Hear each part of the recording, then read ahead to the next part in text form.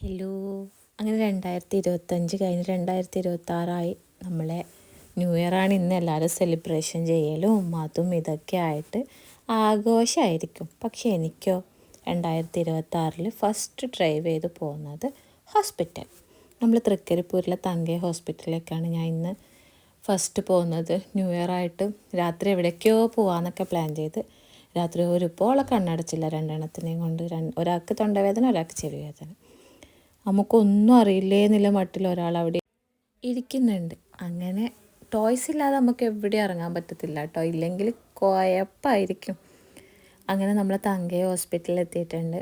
Thankayam hospital എന്ന് വെച്ച് കഴിഞ്ഞാൽ അത്രക്കും എനിക്ക് പേഴ്സണലി ഇഷ്ടമാണ്. ഞാൻ അങ്ങനെ പിള്ളേരെ കാണിക്കാൻ പോക്കില്ല, ചെറിയ ചെറിയ ആവശ്യങ്ങൾക്ക് കാണിക്കാൻ പോകും. എന്നെ കൂടുതലും ഇവിടെ കാണിക്കാറുണ്ട്, എനിക്ക് നല്ല ബെറ്റർ ആവാറുണ്ട്.